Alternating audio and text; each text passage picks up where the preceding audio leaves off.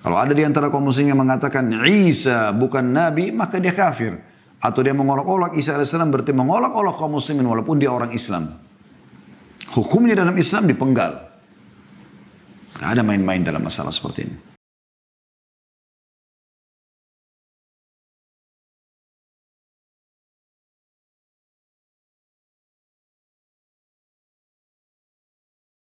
Baik, Assalamualaikum warahmatullahi wabarakatuh. Alhamdulillah, wassalatu wassalamu ala rasulillah. Segala puji dan puja kehadirat Allah subhanahu wa ta'ala, juga salawat dan taslim kepada Nabi besar Muhammad sallallahu alaihi wa ala alihi wa sahbihi wasallam.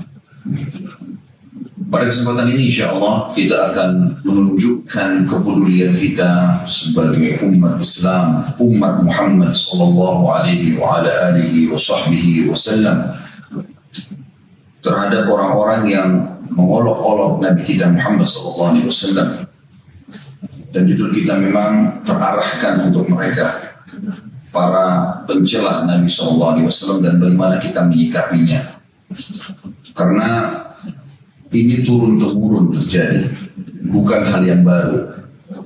Di zaman Nabi sallallahu alaihi wasallam, yang paling sering menyakiti Nabi sallallahu alaihi wasallam justru kerabat-kerabat terdekat beliau. Anda tahu surah Al-Masad, Abu Lahab.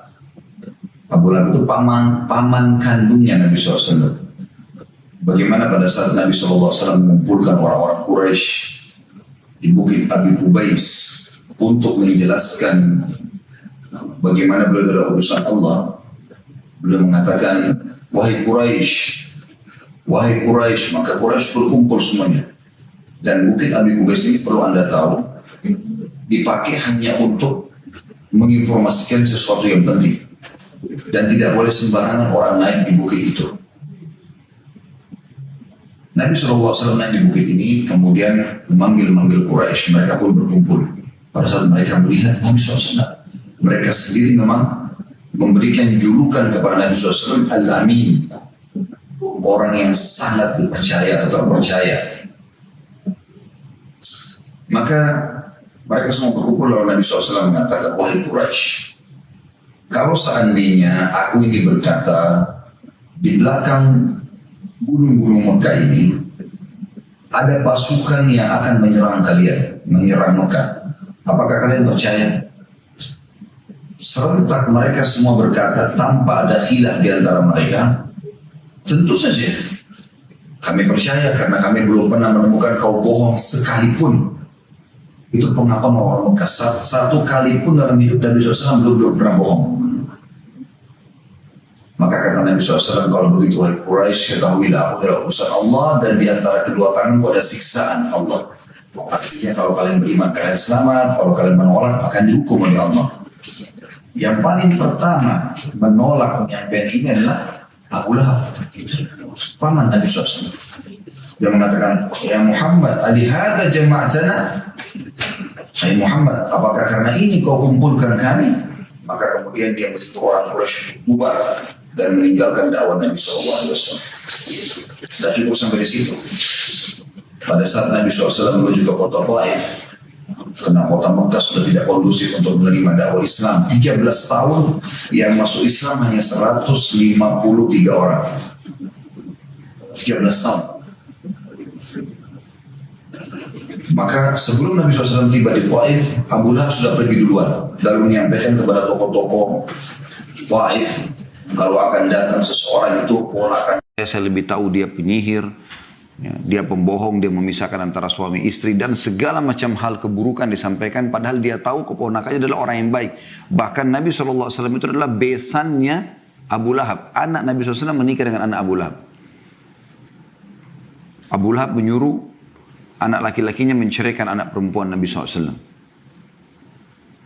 Itu juga diikuti oleh orang-orang seperti Abu Jahal, ya, Amr bin Hisham namanya. Kemudian juga ada Al-As bin Wa'il. Kemudian ada Umayyah bin Khalaf. Ya. Ada banyak tokoh-tokoh Quraisy yang mengolok-olok Nabi SAW. Dan banyak kisah, Anda bisa kembali kepada kajian kami Sirah Nabawiyah, insya Allah di YouTube di playlist ada bagaimana kehidupan baginda Nabi SAW di Mekah.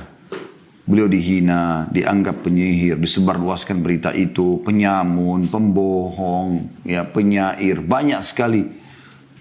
Dan tidak cukup dengan kata-kata. Bahkan pernah Nabi SAW lagi sholat, lalu datang seorang tokoh Quraisy menuangkan kotoran unta di atas kepala beliau SAW. Kemudian beliau akhirnya puncaknya diusir dari kampung halaman.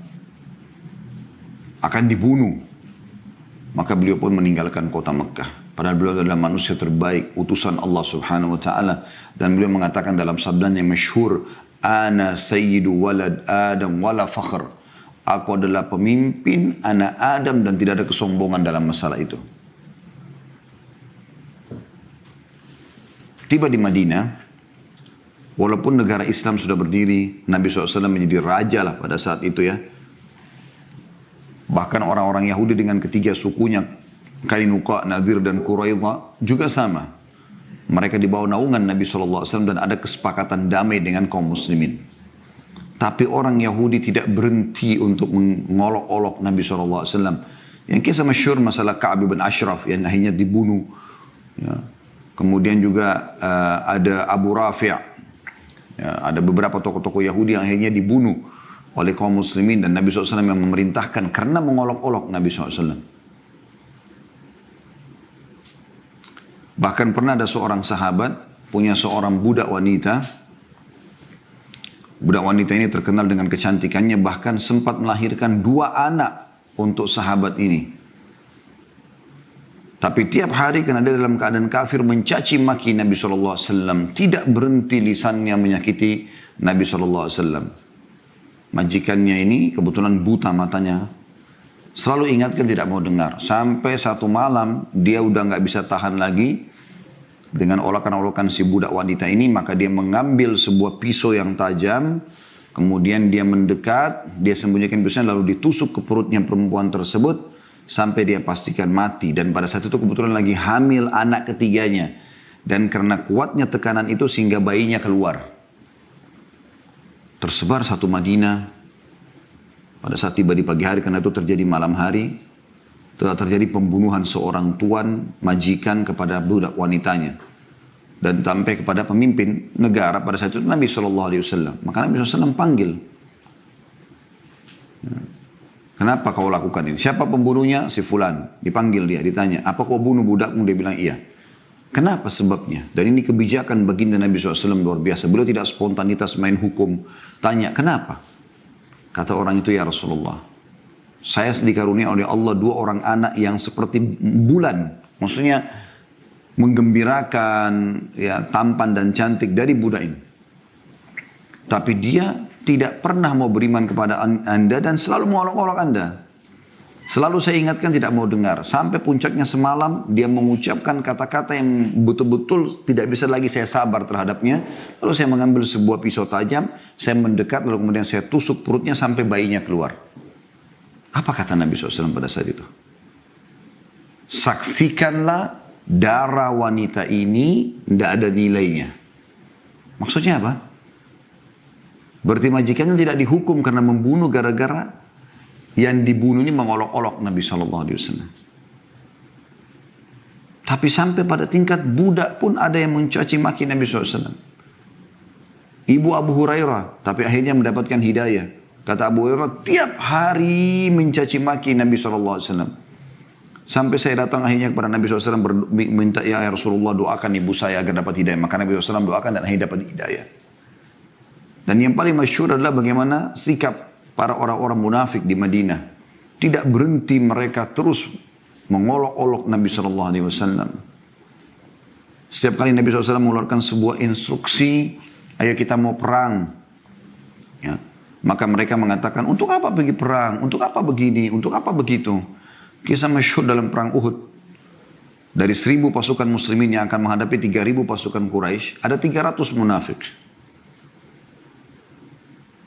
Dan pimpinannya Ubaidillah langsung mengatakan, untuk apa kita ikut perang? Ayo kita pulang saja dan segala macam. Kita bertahan di Madinah. Maka mereka keluar. Mereka pikir dengan itu bisa menjatuhkan semangat kaum muslimin berjihad. Padahal sebenarnya tidak. Justru Allah mengeluarkan mereka di tengah-tengah barisan kaum muslimin yang nanti akan mengganggu pasukan kalau mereka ada. Karena mereka akan cenderung kepada orang-orang kafir. Itu juga pada saat terjadi peperangan banyak. Ya. Perang Ahzab yang sangat masyhur atau perang Khandaq di tahun 5 Hijriah kurang lebih.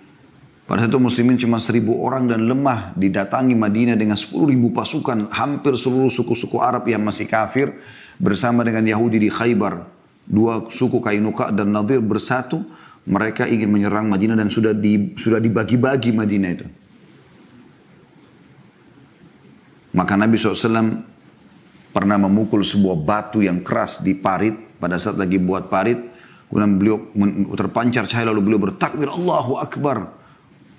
Sahabat menanyakan, ada apa ya Rasulullah? Kata Nabi SAW, aku diperlihatkan kerajaan umatku. Ya, masuk ke seluruh muka bumi ini. Maka orang-orang yang munafik mengatakan apa? Apa Muhammad ini? Ngolok-olok lagi. Masa seseorang di antara kita tidak bisa merasa aman keluar dari pintu rumahnya ke halaman rumahnya. Karena pasukan Ahzab depan mata, 10.000 orang. 10 kali lipat dari pasukan muslimin. Lalu kemudian dia mengatakan, kita muslimin akan memenangkan dan menguasai dunia. Mereka olok-olok. Tapi bagi orang-orang beriman, mereka meyakin dengan janji itu tidak mungkin salah. Itu adalah utusan Allah. Allah lah yang telah menyebutkan dalam Al-Quran, surah Al-Fatih, surah nomor 28 ayat ya, terakhirnya. Allah SWT mengatakan, A'udzubillahi minasyaitonirrajim, Muhammadur Rasulullah. Ya.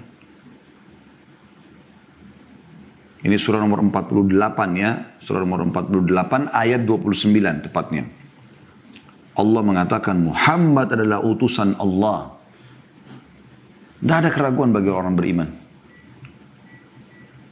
Pada saat juga ada kisah unik sedikit pada saat terjadi perang Tabuk. Sebenarnya Nabi SAW keluar ingin pergi ke perang Tabuk ini untuk memerangi orang-orang Romawi pada saat itu. Heraklius sempat raja pada saat itu, kaisar Romawi, sempat masuk Islam lalu murtad. Nabi SAW keluar dengan pasukan besar ya, menuju ke sana. Kalau saya tidak salah sekitar 30.000 pasukan pada saat itu.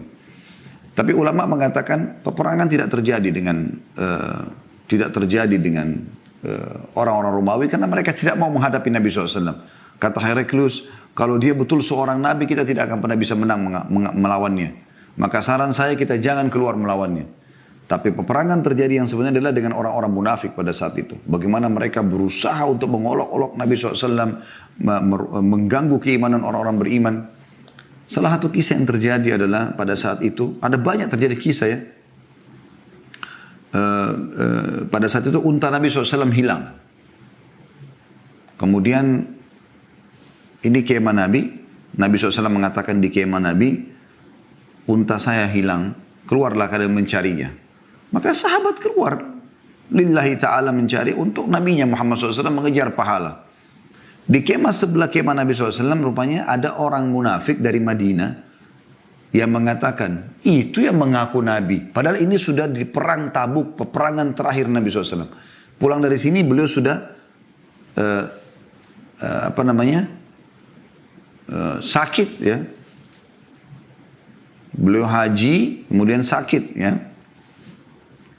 Dan meninggal dunia setelahnya sallallahu alaihi wasallam. Maka pada saat itu masih ada orang seperti ini. Artinya dia hidup, dia melihat Nabi SAW, dia tahu Nabi SAW, tahu rumahnya, tahu fisiknya, tahu pengikut-pengikut di depan matanya, tahu peperangan-peperangan, sudah lewat perang Badr, perang Uhud, ya, perang Ahzab, ya, kemudian perang Bani Mustaliq, perang Khandaq, Fathi Makkah, masa kota Makkah, perang Hunain, banyak peperangan-peperangan Nabi SAW sudah berlalu. Ini perang Tabuk, ini peperangan terakhir. Dia mengatakan apa? Ini kayak mengaku sebagai Nabi. Masa untanya aja hilang dia nggak tahu di mana? Maka wahyu turun kepada Nabi SAW. Apa yang terjadi? Nabi SAW mengatakan ada seseorang di antara kalian. Luar biasa adab beliau SAW. Beliau tahu orangnya siapa, tahu namanya, tapi beliau tidak sebutkan. Beliau mengatakan ada seseorang di antara kalian yang berkata, ini kayak mengaku Nabi. Ya. Sementara untanya aja hilang dia tidak tahu. Ketahuilah aku adalah manusia biasa. Aku tidak tahu yang gaib. Tapi telah turun wahyu kepada aku sekarang menyampaikan untaku ada di lembah fulan. Ya. Kemudian tali tangannya terikat di sebuah dahan pohon. Pergilah dan temukan bawa ke sini. Subhanallah, pemilik kemah yang ada orang munafik ini kebetulan lagi di kemah Nabi SAW untuk Nabi sampaikan ini.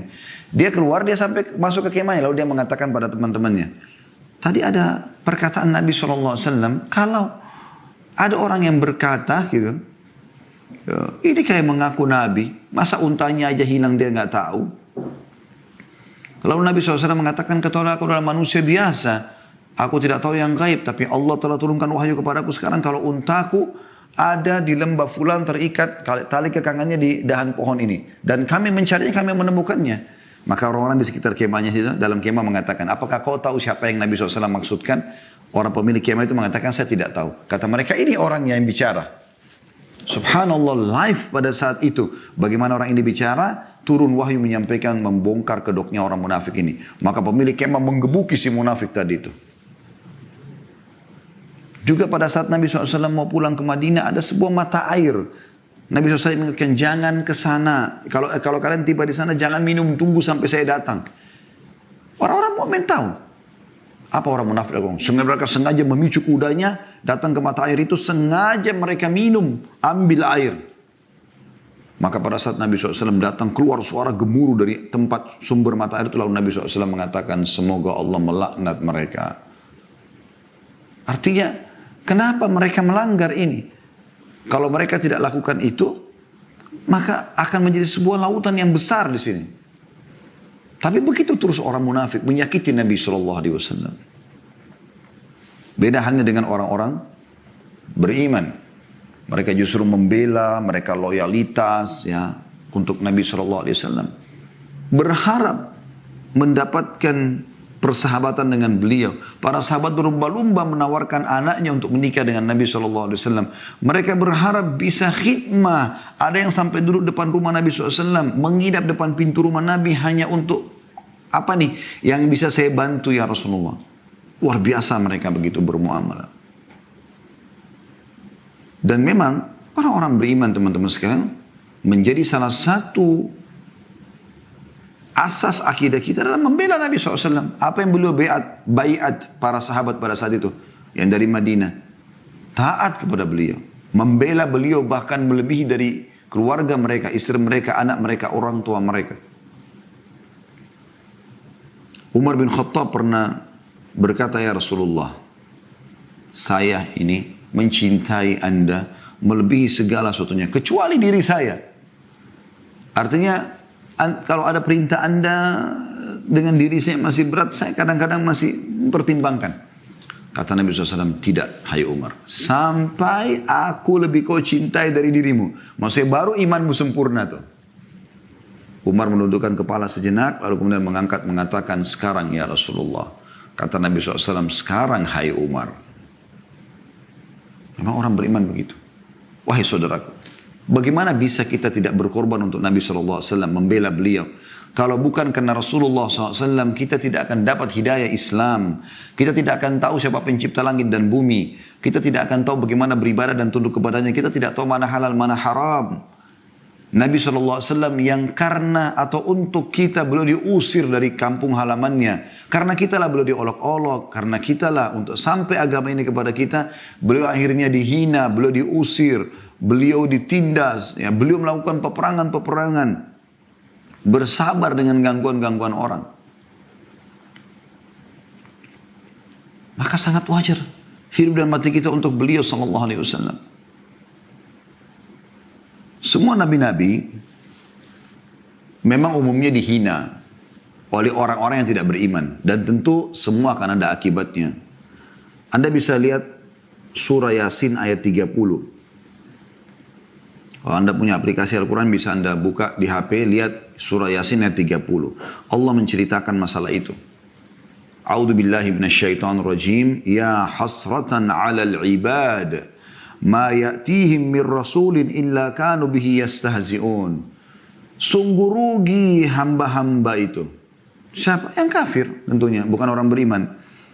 Tidak ada satu rasul pun datang kepada mereka kecuali mereka mengolok-oloknya. Mereka selalu anggap remeh.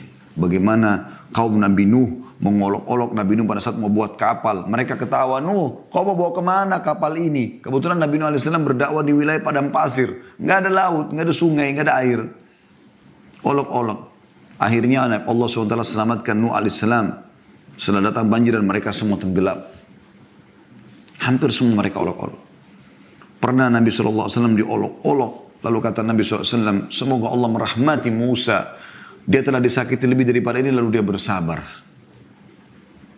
Jadi orang-orang kafir memang ini bukan asing bagi kita, orang beriman. Dan harus kita tahu itu kalau mereka mengolok-olok. Tapi kita juga harus tahu apa yang harus kita lakukan terhadap mereka. Bagaimana orang-orang beriman menghadapi orang-orang seperti ini sebagaimana akan kita jelaskan nanti insya Allah. Begitu juga dalam surah Al-Hijr ayat 11. Allah subhanahu wa ta'ala berfirman, surah Al-Hijr ayat 11. A'udhu billahi minasyaitonir rajim. Wa ma ya'tihim mir rasulin illa kanu bihi yastahzi'un. Tidak ada satu rasul pun yang kami utus kepada mereka, para kaum-kaum ini, manusia, kecuali mereka mengolok-ngoloknya. Jadi selalu mereka melakukan perbuatan itu. Namun Allah subhanahu wa ta'ala memastikan. Anda kalau tidak membela Nabi Muhammad SAW dalam masalah ini. Dan ini saatnya kita marah. Kalau ada saat yang paling tepat untuk marah. Justru marah pada saat Allah subhanahu wa ta'ala pencipta langit dan bumi ini. Ya, mereka hina. Nabi Muhammad SAW mereka hina. Dan Islam mereka hina. Maka demi Allah darah kami siap untuk tumpah untuk itu.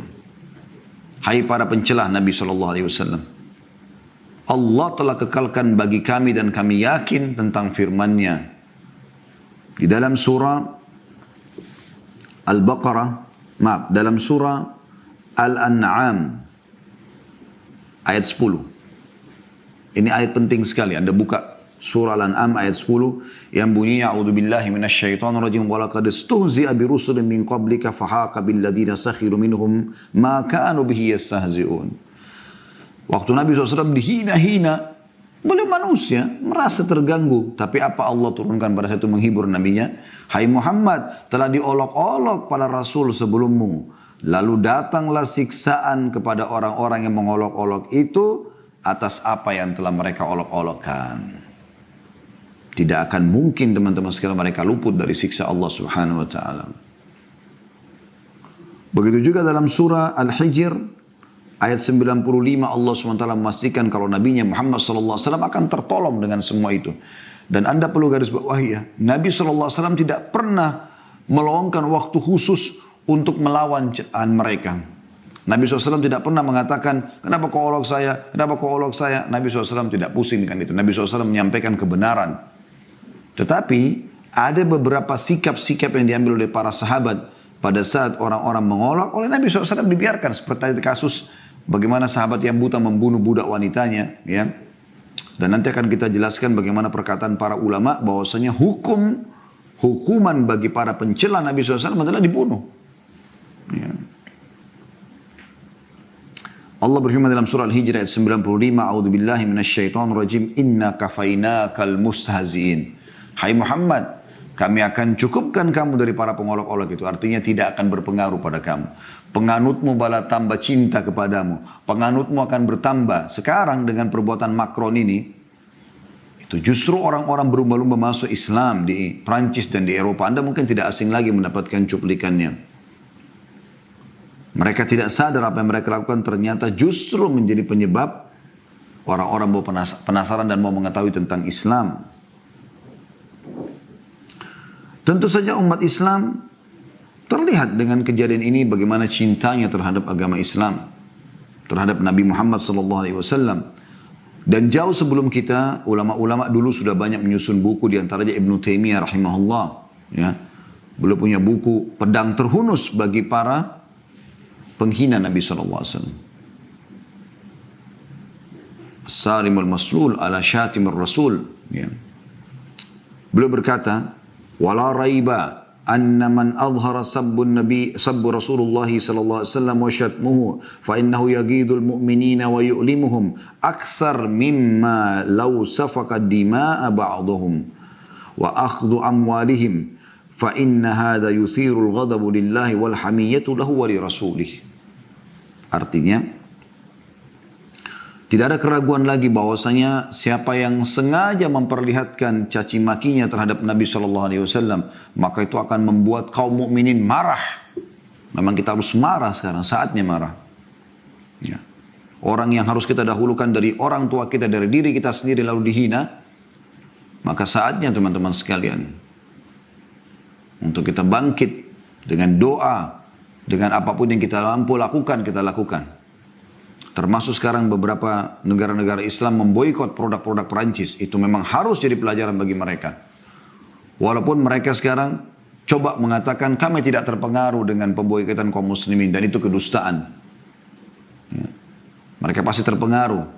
Dan kapan Anda tidak melakukan perbuatan itu, maka percaya teman-teman sekalian, akan datang setelah itu peraturan-peraturan pemerintah di Perancis dan negara-negara non-muslim yang lebih menindas kaum muslimin.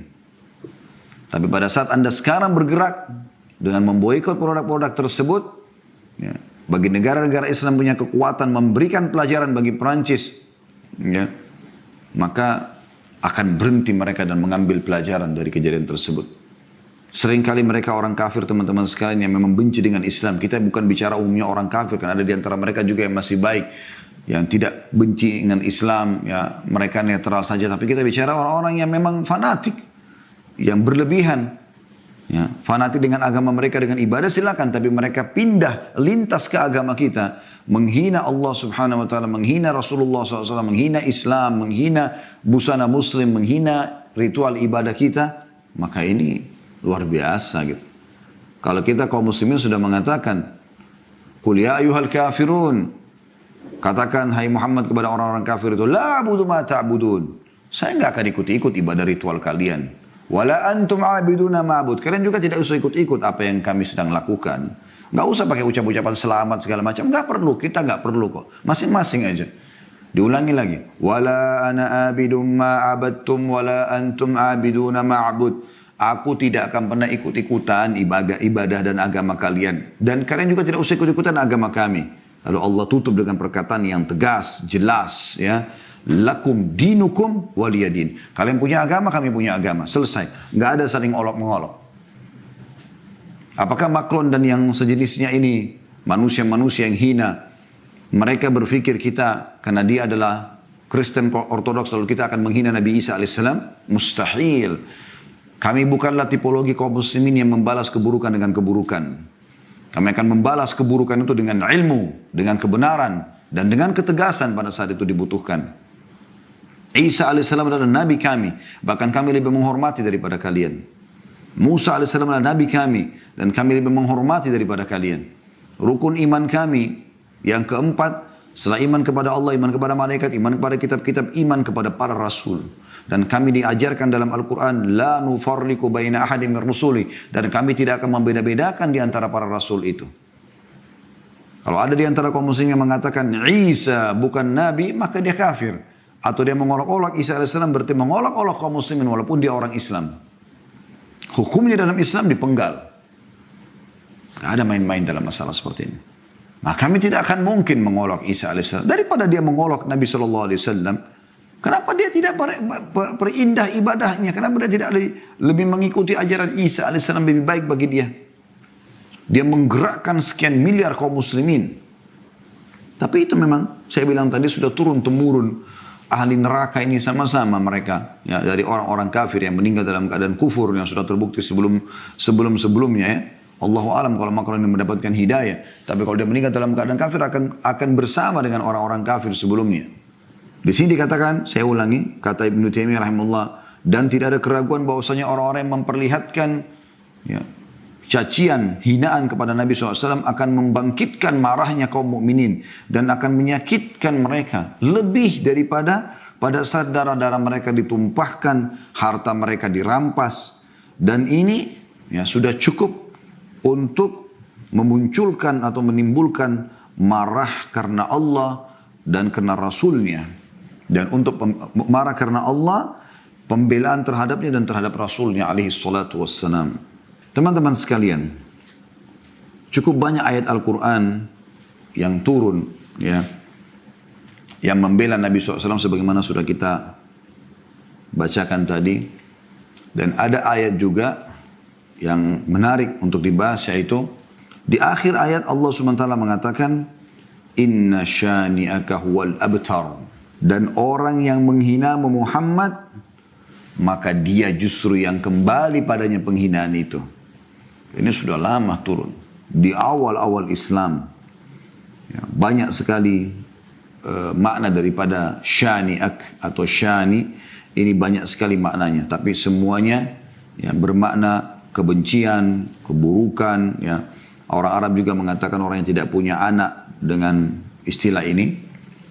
Maka ini teman-teman sekalian, Allah SWT mengatakan, Inna syani'aka, semua orang yang mengolok-olokmu, baik dengan lisan, dengan cibiran, dengan sikap, ya, mengeluarkan harta, apalah segala macam, huwal abtar, dia yang akan abtar, dia akan terhina, dia yang akan kembali padanya semua masalah itu, dan kita sangat yakin dengan itu.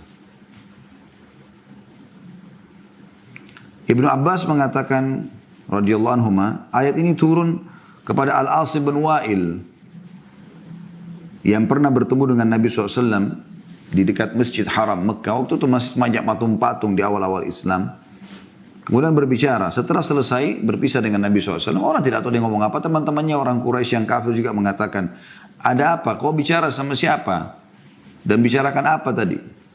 Maka dia mengatakan, saya sedang bicara dengan Abtar. Abtar itu orang Arab mengatakan yang tidak punya anak. Kebetulan pada saat itu anak Nabi SAW Ibrahim baru meninggal. Maka turunlah ayat ini, Inna syani'aka huwal abtar. Surah Al-Kawthar. Ya. Saya luruskan surah Al-Kawthar. Inna atainaka al-kawthar, fasalli rabbika wanhar, inna syani'aka huwal abtar. Maksudnya kami telah berikan kau nikmat yang banyak, hai Muhammad. Tidak usah kau terpengaruh lagi dengan ya, olok-olokan mereka.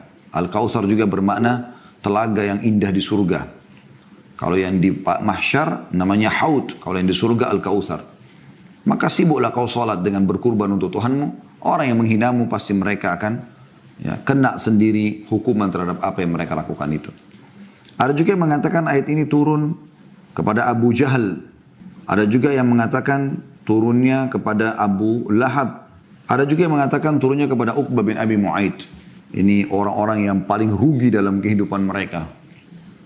Uqbah ini subhanallah punya kisah unik. Dia bersahabat dengan Nabi SAW dulu.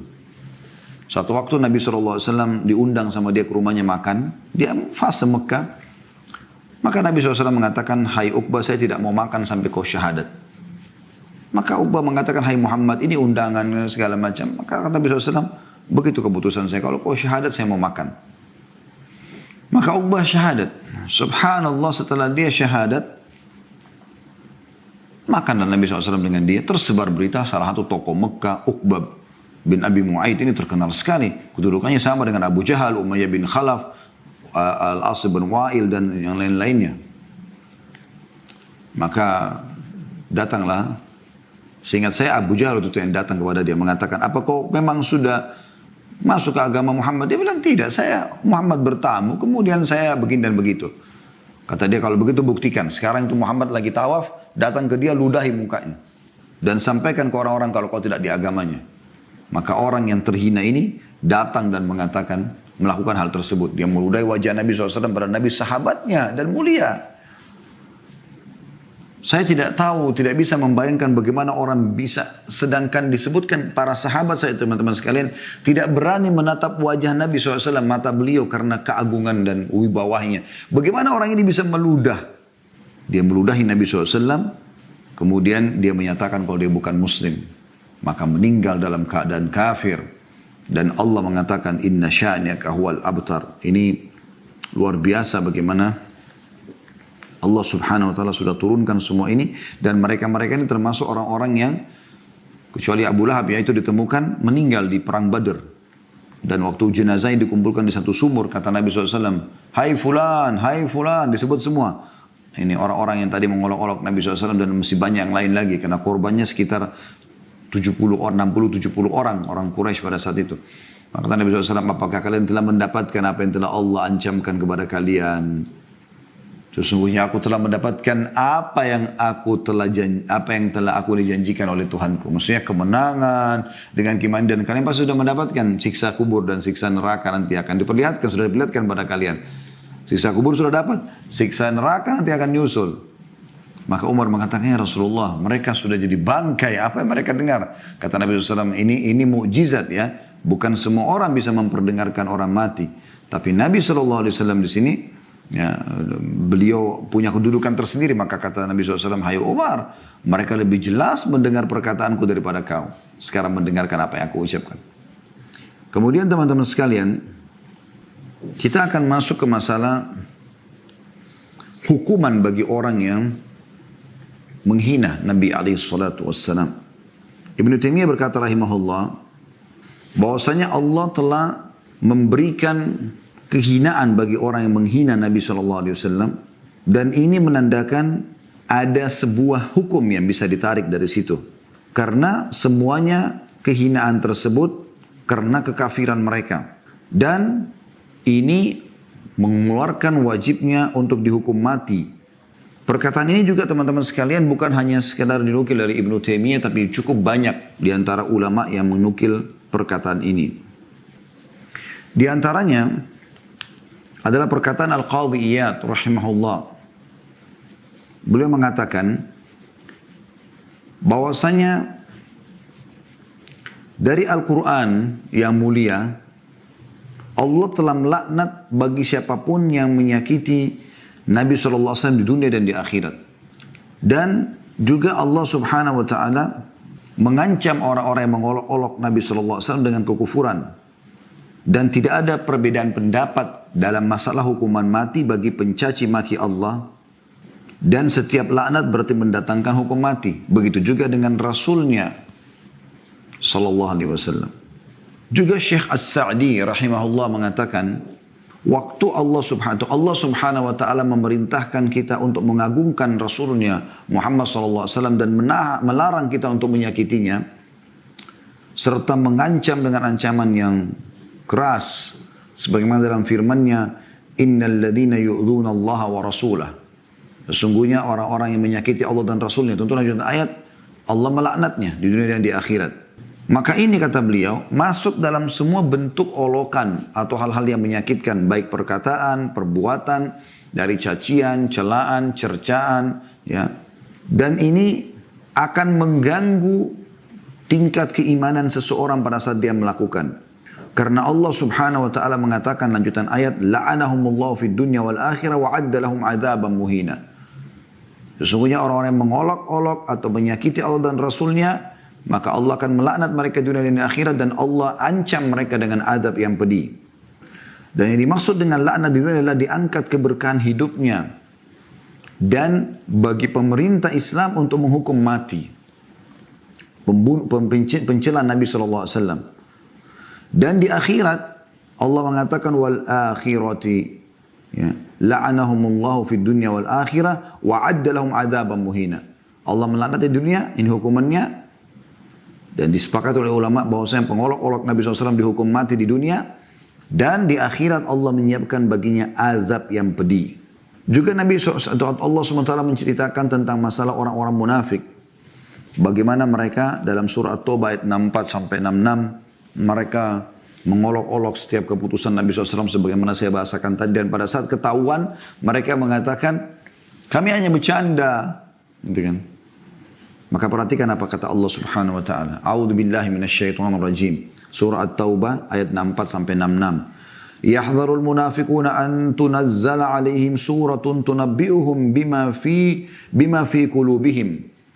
Qul istahzi'u innallaha mukhrijum ma tahdharun. Ini di ayat 64-nya yang artinya, sesungguhnya orang-orang munafik sangat takut dan khawatir jangan sampai ada surah yang turun yang akan membongkar kedok mereka dan apa yang mereka sembunyikan dalam hati mereka. Kata Allah, berolok-oloklah, sungguhnya Allah akan memperlihatkan apa yang sedang kalian lakukan itu. Ayat 65-nya, wala in sa'altahum La yaqulunna innama kunna nakhudu wa nal'ab. Dan kalau kau tanya hai Muhammad kepada mereka, kenapa mereka lakukan? Mereka mengatakan, kami hanya bercanda. Dan subhanallah pada saat turun ayat ini, Ubaidillah kepala orang munafik, ya, itu berjalan di sebelah unta Nabi SAW. Nabi SAW lagi di atas unta dan dia lagi jalan tidak pakai alas kaki di atas batu yang cukup tajam-tajam, ya. Bukan padang pasir polos gitu. Karena takutnya di mereka sampai mereka mengatakan, innama kunna nakhudu wa nal'ab. Kami cuma bercanda ya Rasulullah. Apa kata Allah SWT membalas perkataan mereka itu? Qul abillahi wa ayatihi wa rasuli kuntum tastahzi'un.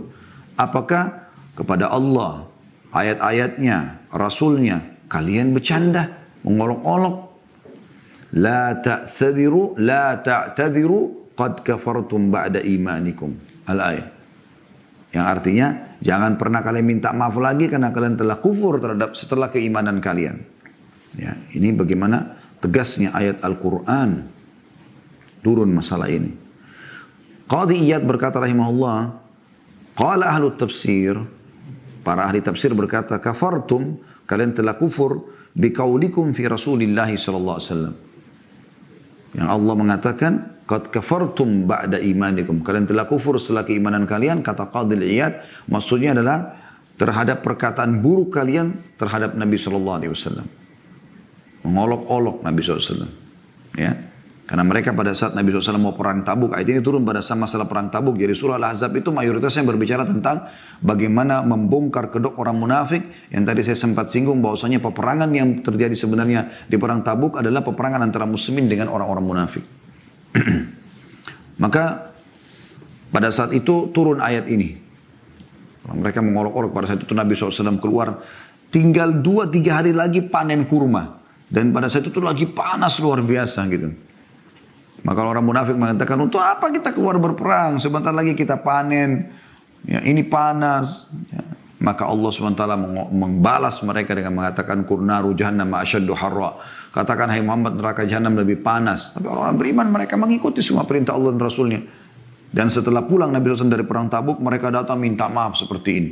Setelah mengolok-olok Nabi SAW dengan perkataan tadi, apa nih Muhammad suruh kita berperang, lagi musim panas, sebentar lagi kita akan panen kurma. Kan bisa tunggu sebentar dulu, nanti kalau sudah agak redah panas. Padahal mereka bohong, walaupun sudah redah panas mereka tidak akan ikut berperang.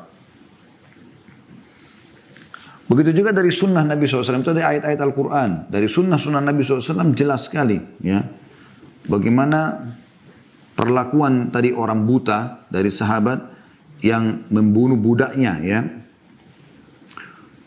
Dan itu juga riwayatnya sahih di mana Nabi SAW mengatakan darahnya budak wanita itu tidak ada nilainya. Ini disebutkan oleh Abu Dawud, An-Nasai, ya, dan dikatakan oleh Al-Hakim dalam kitab Mustadraknya Sahihul Isnad. Karena Nabi SAW mengatakan, ala syhadu anna damaha hadar. Saksikanlah darahnya wanita ini, tidak ada nilainya. Tidak ada pembalasan karena dia mengolok-olok Nabi SAW. Begitu juga pernah terjadi, disebutkan dalam sebuah riwayat yang lain, diriwayatkan Abu Dawud, juga Al-Baihaqi dalam Sunan Al-Kubra. Dan ini dikatakan oleh Baihaqi dan Abu Dawud, sanadnya sahih. Bahkan ala syarti syaikhan, atau syaikhain, sesuai dengan syaratnya Bukhari Muslim, hadis sahih, di mana dikatakan anna Yahudiyya kanat tashtumun Nabi sallallahu alaihi wasallam wa taqa fi fa khanaqaha rajulun hatta matat fa abtala Rasulullah sallallahu alaihi wasallam damaha. Bahwasanya ada seorang wanita Yahudi coba mengolok-olok Nabi sallallahu alaihi wasallam, kemudian ada seorang laki-laki membunuhnya. Ya. Maka matilah dia, dicekik dia sampai dia mati. Maka Nabi SAW membatalkan pembalasan darahnya. Maksudnya tidak ada, kan dalam Islam itu kalau orang membunuh, dibunuh juga. Tapi ini tidak ada. Kata para ulama, wahadal hadith nassun ala jawaz qatliha li ajli syatmin Nabi SAW. Dan ini jelas bukti nyata bahwasanya pembunuhan terhadap wanita ini dibolehkan karena mencaci maki Nabi SAW.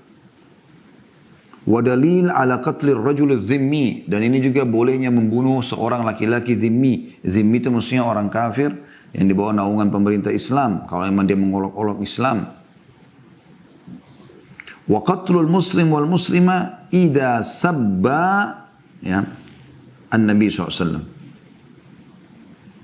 Dan juga bahkan muslim laki-laki dan muslimah pun kalau sampai mencaci maki Nabi SAW juga hukumnya sama, dibunuh. Ini dinukil dari buku Ibnu Taimiyah As-Saiful Maslul, As-Sarimul Maslul ya. Di halaman 62 dan juga ada tulisan As-Subki As-Saiful Maslul, pedang yang terhunus ya untuk membela Nabi SAW. Jadi ulama-ulama kita sudah banyak menulis masalah itu.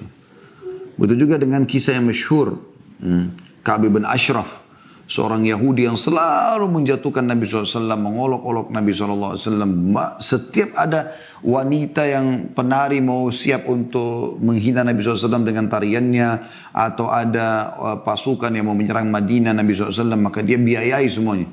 Sampai apa kata Nabi SAW kepada para sahabat? Selepas sholat langsung Nabi iklanin, Man li Ka'b bin Ashraf fa innahu qad adallaha wa rasulah. Siapa yang akan membunuh Ka'b bin Ashraf karena dia telah menyakiti Allah dan Rasulnya. Lalu sahabat berkumpul beberapa orang lalu membunuh dia.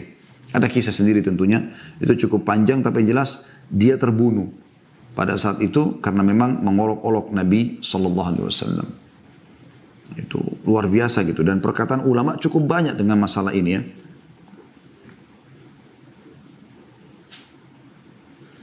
Begitu juga As-Subki berkata rahimahullah, setelah menukil beberapa riwayat tentang proses pembunuhan Ka'b bin Ashraf, seorang Yahudi yang menghina Nabi SAW, bahwasanya jelas sekali dari dalil ini tertuju kepada bolehnya membunuh pengolok-olok Nabi SAW. Dan ini sudah terjadi di zaman Nabi SAW. Ya. Karena dalam Sahihain, dalam Sahih Bukhari Muslim juga disebutkan masalah itu, tentang kisah ini ya. Bagaimana Nabi SAW langsung mengatakan, Man di Ka'b bin Ashraf. Siapa yang akan membunuh Ka'b bin Ashraf? Fa innahu qad adallahu wa rasulahu, karena dia telah mengolok-olok Allah dan Rasulnya. Ya. Dan cukup banyak berhubungan dengan masalah itu. Kemudian As-Subki berkata rahimahullah, Wal ayatu wal ahadithu dalla ala qatli man yu'dhihi mutlaqan min ghairi tafsilin bainal muslimi wal kafir.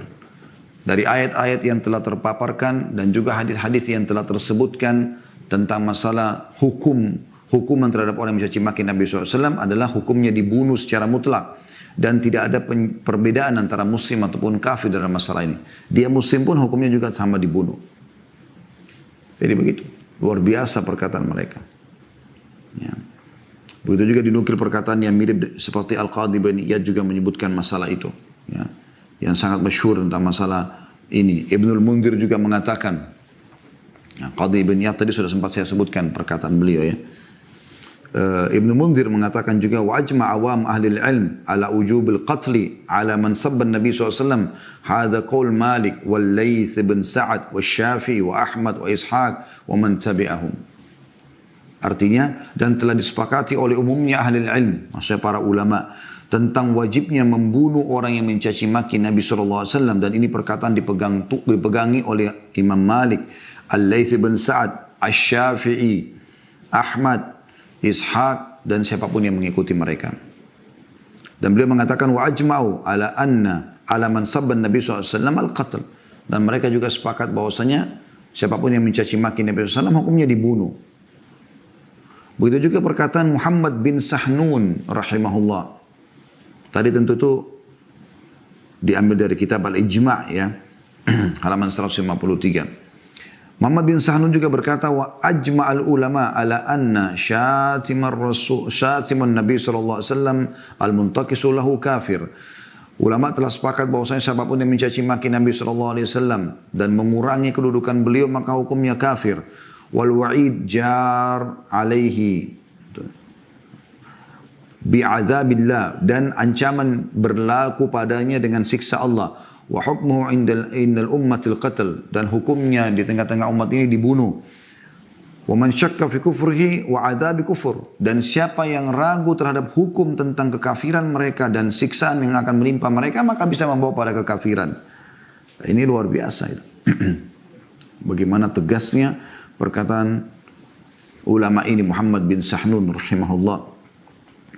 Dinukil dalam kitab Syifa 405 dan juga diambil dari bukunya, dua buku yang masyhur, yaitu Ibnu Taimiyah rahimahullah As-Sarim Al-Maslul di halaman 4 dan juga buku tadi As-Subki As-Saiful Maslul di halaman 96 dan 97. Jadi ulama banyak sekali berbicara masalah ini ya.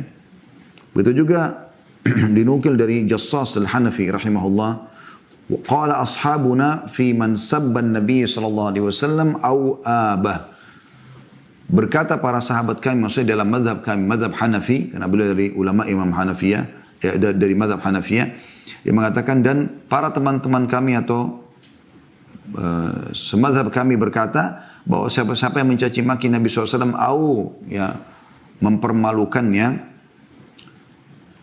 wa kana musliman faqad sara murtaddan, kalau pun dia muslim maka dia murtad.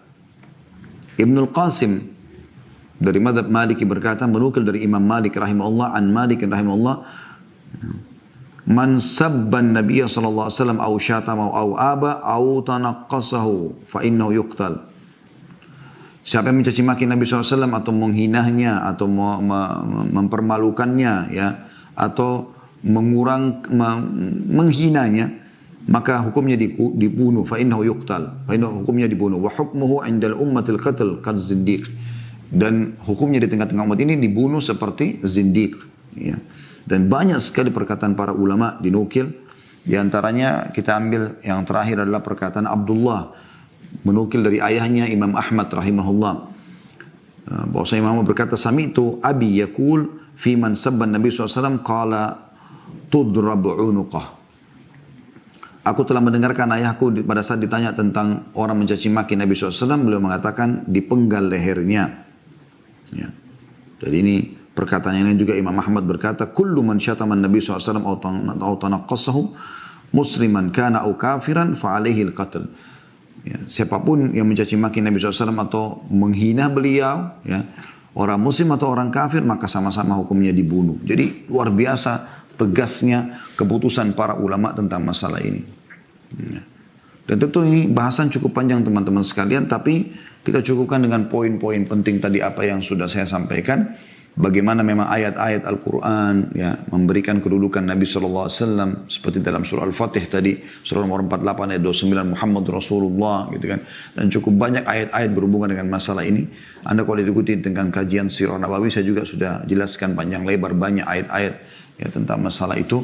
Juga ada judul ceramah kami, Kekasihku Rasulullah, aku mencintaimu, untuk materi tablik akbar tentang mujizat-mujizat Nabi SAW dan kedudukan beliau. Itu cukup banyak sudah kita jelaskan. Yang jelas teman-teman sekalian, beliau adalah orang yang paling mulia, dan berbahagialah orang yang mengikuti beliau sebagaimana para sahabat telah bahagia. Mereka tadinya adalah manusia-manusia biasa di muka bumi ini, di Mekah, tidak dikenal. Kalau bukan karena Nabi SAW, bukan karena Islam, maka tidak akan dikenal oleh umat ini atau bahkan dunia tentang Abu Bakar, Umar, Uthman, Ali, Talha, Zubair, Abdurrahman ibn Auf, Bilal ibn Abi Rabah, ya, Suhaib ar-Rumi, dan yang lainnya, Abdullah bin Mas'ud, Abdullah bin Abbas, tidak akan dikenal oleh orang-orang. Tapi dengan Nabi SAW, mereka termuliakan. Ya, kalau kita ikuti sejarah mereka, mereka jadi kaya raya, mereka jadi terhormat, mereka jadi punya kedudukan di tengah-tengah manusia. Ya. Maka begitu juga dengan orang yang mengikutinya sampai hari kiamat nanti. Dan siapapun yang menghina Nabi SAW seperti kasus Abu Jahal, Abu Lahab, dan yang semisalnya, maka kita sudah tahu akibatnya. Ya, mereka akan terhina dunia, dan juga akan terhina di akhirat. Ini insya Allah bahasan kita, semoga bisa diambil pelajaran darinya.